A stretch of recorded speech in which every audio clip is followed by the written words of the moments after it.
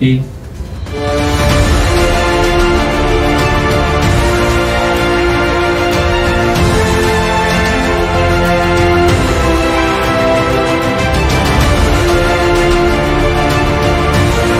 Itu baru tampilan ini terus menonton video.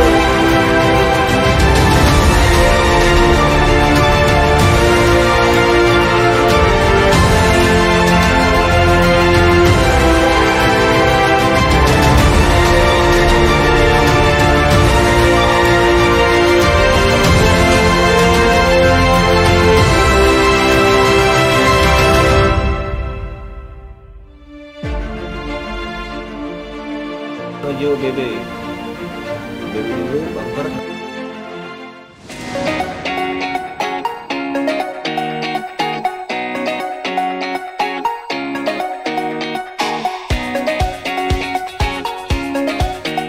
Selamat pagi teman-teman semuanya. Perkenalkan, nama saya Silvana Hermawan selaku moderator pada sesi kali ini. Sebelum kita mulai acara kita pada hari ini, mari kita lihat bersama-sama video berikut ini.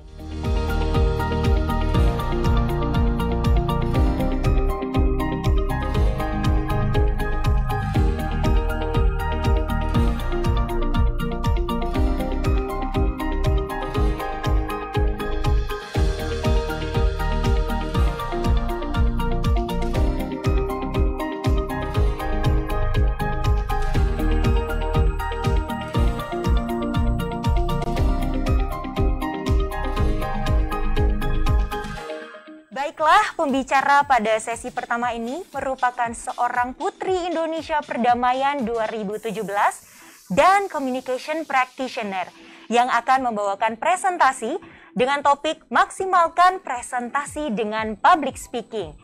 Kira-kira siapakah dia? Saya akan membicarakan profil Mbak Deris kita. Mbak Deris kita merupakan seorang Putri Indonesia Perdamaian 2017 dan Communication Practitioner. Mbak Deris kita. Halo Mbak Deris. Hai. Baik. Apa kabar Mbak? Baik. Alhamdulillah. Kamu gimana kabarnya? Baik juga Mbak Dea, puji Tuhan. Ya ampun, aduh saya deg-degan banget nih ya teman-teman ya. Saya bisa duduk di sebelah seorang Putri Indonesia. Waduh. Sebelum aku ngobrol lebih dalam tentang topik ini, aku akan izin mencopot masker terlebih dahulu. Dan sesuai sama protokol kesehatan yang berlangsung ya di sini, jadi aman, oke? Oke. Secara singkatnya, public speaking sebenarnya adalah proses penyampaian informasi di mana adanya sinergi antara kita sebagai pembicara atau penyampai materi dengan pendengar. Tadi itu kan teori. Teori-teori tadi, kalau misal teman-teman nggak praktekin itu percuma tak berguna. Sekarang udah ada gambaran-gambaran, kira-kira mesti ngapain ya kalau mau presentasi. Teman-teman bisa nih, mulai terapkan pada keseharian teman-teman kalau misalnya teman-teman mau presentasi. Baik, terima kasih banyak Mbak Dea untuk presentasinya. Wah, benar-benar semua yang disampaikan oleh Mbak Dea ini benar-benar aplikasikan sama Mbak Dea langsung ya. Jadi kalau misalkan teman-teman semua mendengar dan melihat tadi presentasi yang Mbak Dea, kurang lebih semuanya udah tercover semuanya dalam materinya ya. Wah, luar biasa sekali. Langsung prakteknya langsung aja teman-teman tadi udah lihat. Tadi kita masuk ke sesi Q&A dengan pertanyaan yang pertama, bagaimana cara menghadapi kendala yang dialami saat melakukan presentasi seperti gugup, nervous, dan lain-lain? Silahkan Mbak Dea. Jadi bagaimana caranya supaya kita menutupi rasa gugup kita atau minimal kita nggak nervous adalah dengan melakukan persiapan yang matang. Lupa untuk mempraktikannya ya teman-teman di rumah ya. Oke, mungkin tadi pertanyaan terakhir Q&A kita menutup sesi kita pada kali ini. Terima kasih dan sampai jumpa. Bye. Bye-bye.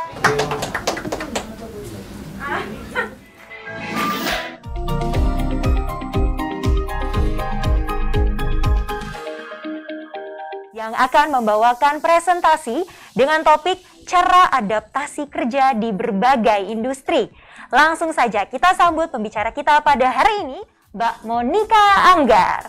Halo Mbak Monik, apa kabar Mbak? Hai. Halo, baik ya Mbak ya kabarnya ya? Baik, thank you. Baik, Silvana. syukurlah.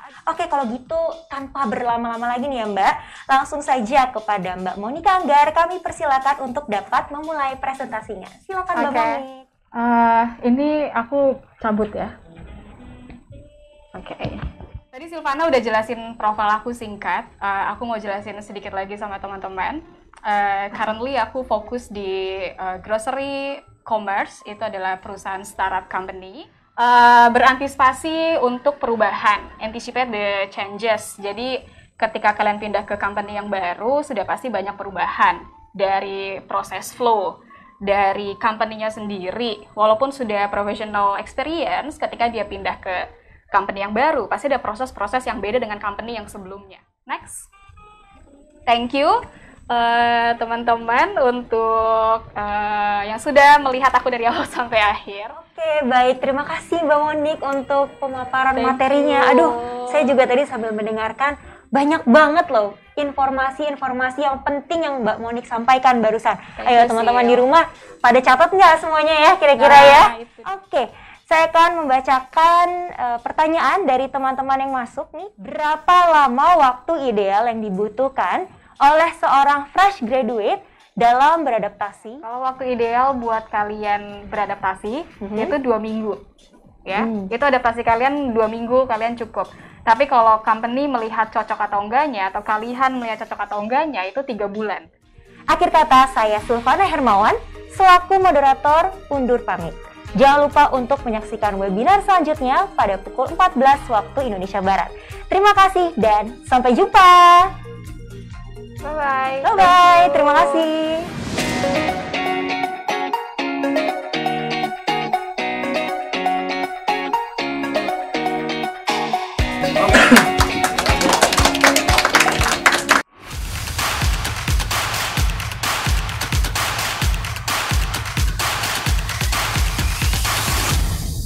Selamat siang teman-teman. Perkenalkan, saya Nabila Tia, selaku moderator pada sesi ini. Selamat datang di webinar Jobs ID Virtual Week. Sebelum kita mulai acara hari ini, mari kita lihat bersama-sama video berikut ini.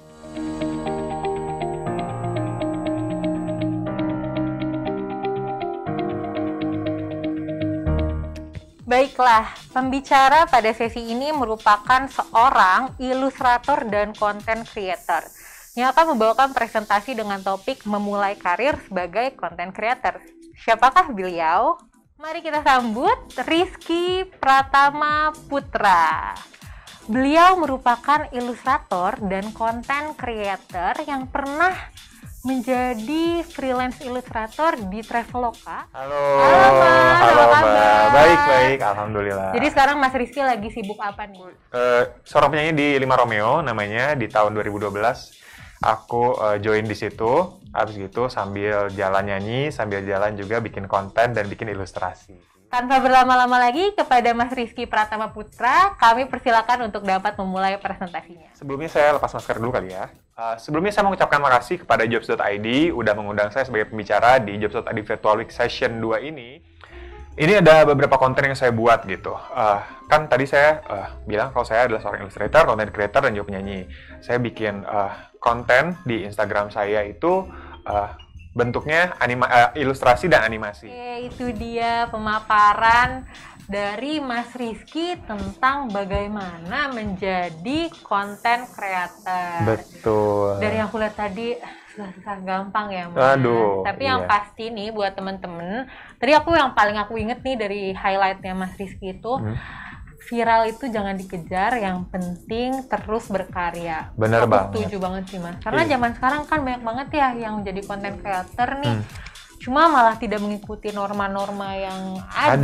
gitu. Bener sekali, bener banget. Jadi jatuhnya nanti negatif, image-nya, personal branding-nya jadi hancur. Jadi kalian harus bisa bertanggung jawab gitu. Seperti yang aku bilang tadi dari awal, harus bertanggung jawab terhadap konten yang dibuat. Seorang content creator dapat menyikapi suatu tren dan tetap komitmen dengan jenis atau topik konten yang ia buat. Sudah pasti, selalu content creator ini harus bisa terus beradaptasi. Makanya tadi aku bilang di topik di pemaparan saya, harus bisa beradaptasi dengan teknologi, dengan keadaan sekitar gitu. Jadi konten yang dipaparkan juga pasti akan lebih fleksibel tapi harus sesuai dengan personal branding yang kita punya. Akhir kata, saya Nabila Tia selaku moderator hari ini pamit undur diri. Jangan lupa untuk menyaksikan webinar selanjutnya pada pukul 15.30 waktu Indonesia Barat. Ya, teman-teman.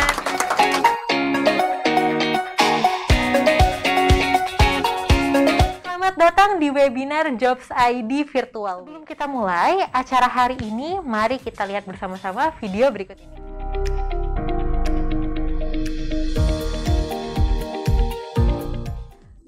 Baiklah, pembicara pada sesi ini merupakan seorang founder house dan F&B entrepreneur.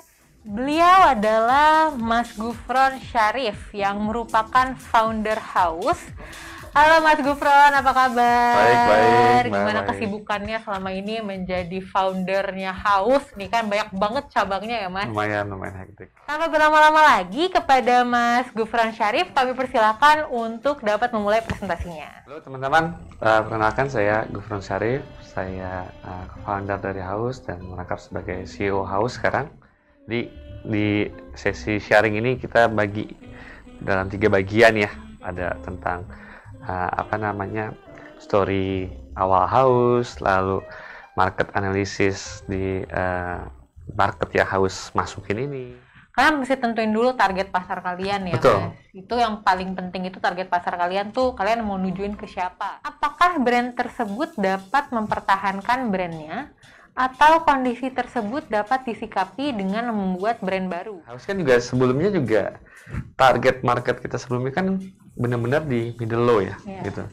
Tapi setelah kita berjalan 1,5 tahun, ternyata ada market di market middle nih yang ikut masuk. Oke, mungkin dari Mas Gufron punya pesan untuk teman-teman yang sekarang pengen banget nih buka bisnis F&B gitu, Mas. Oke. Boleh. Mungkin pesan saya adalah kalau untuk memulai gitu kan, mungkin jangan terlalu takut untuk memulai. See you teman-teman.